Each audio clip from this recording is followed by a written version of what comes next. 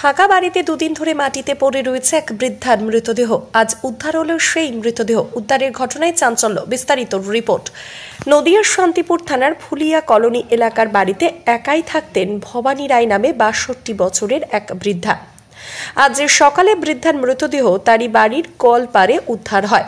দুদিন ধরে পড়ে থাকা বৃদ্ধার মৃতদেহ উদ্ধারের ঘটনায় ব্যাপক চাঞ্চল্য। পরে শান্তিপুর থানার পুলিশ এসে মৃতদেহটি উদ্ধার করে ময়না তদন্তের জন্য পাঠায়। স্থানীয়দের দাবি, গত ৩ দিন ধরে বাড়ির দরজা বন্ধ ছিল।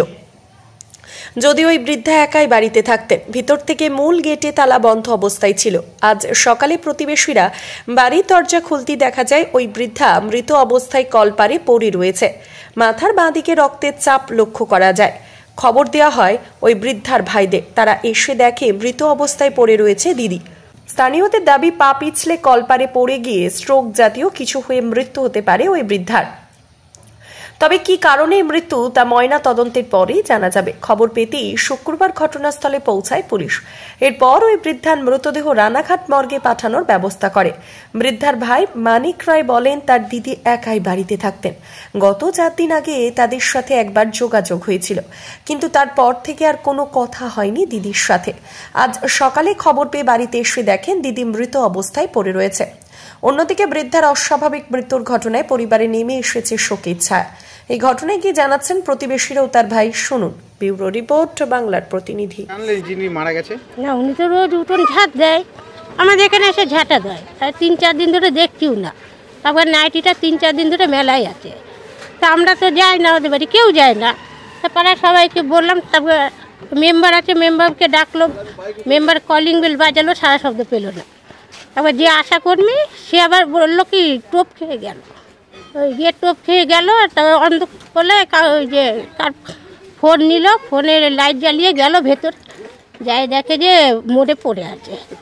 মানে মোটামুটি কতদিন ধরে না কেউ জানে না। তা 3 দিন ধরে ওনা দেখা পাচ্ছে না না না। উনি কি একাই থাকতেন? একাই থাকতেন। আপনারা সকালবেলায় প্রথমে কে দেখে এটা? ওই আশা কর্মী যে দেখছে। তারপর আপনারা জানতে পারেন? আমরা উনি ওখানে ঘরের মধ্যে দিয়ে চিল্লাচ্ছে মারা গেছে, কলপাটে পড়ে মারা গেছে। তারপরে ওই চাবি গুতাই ছিল, উনি গেট খোলার পরে সবাই ভেতর ঢুকে দেখলো। ওখান থেকে বডি কে নিয়ে এলো? পুলিশ এসে নিয়ে আসলো। পুলিশের গাড়ি এসেছিল, এসে ওখান থেকে নিয়ে এসে এখানে রেখে গেল। আপনার কি পাশের বাড়ি? হুম। আপনার নাম? পাপিয়া ডালিয়া। এই জায়গাটার নাম কি? এটা কলোনি, ফুলিয়া কলোনি। ঘটনা তো কিছুই হয়নি। এখন ওই প্রতিবেশীরা গিয়ে খবর দিল যে এরকম ব্যাপার, এরকম গেট খুলছে না, বন্ধ। তো আমরা তারপরে 2 ভাই আসলাম, এসে প্রতিবেশীরা গেট খুলে ভেতরে গিয়ে দেখে যে কলতলা এরকম পড়ে আছে। তো ওই হয়তো স্ট্রোক হয়ে পড়ে গিয়েছিলো, পড়ে গিয়ে ওই আনন্যাচারালভাবে ডেড হয়ে গেছে। বাড়িতেও একাই থাকতো। আমার দিদি হয়। এটা কালকে মানে পরশুদিন থেকে গেটটা বন্ধ। তা আজকে সকালেই মানে ওই ওরা প্রতিবেশীরা খবর দেওয়াতে খবরটা পাওয়া গেছে। আপনারা কি ধারণা করছেন, মানে কতদিন পরে থাকতে পারে? এটা সম্ভবত কালকে সকালে বা পরশুদিন সকালের মধ্যেই ঘটনা ঘটেছে। মোটামুটি 3 দিন হলো? না 3 দিন না, 2 দিন ধরে হবে। আপনারা খবর পেয়েছেন আজকে? তারপরে যাচ্ছে? হ্যাঁ, তারপরে আপনাদের সঙ্গে যোগাযোগ ছিল না?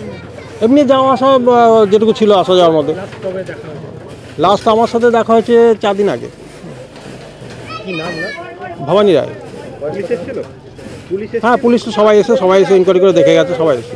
কত বছর বয়স যিনি মারা গেছে? 62। এখানেই থাকতে? হ্যাঁ, এখানে।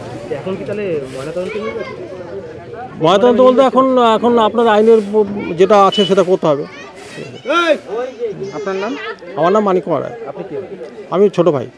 আপনার বাড়ি? আমার বাড়ি গোসাইপাড়া।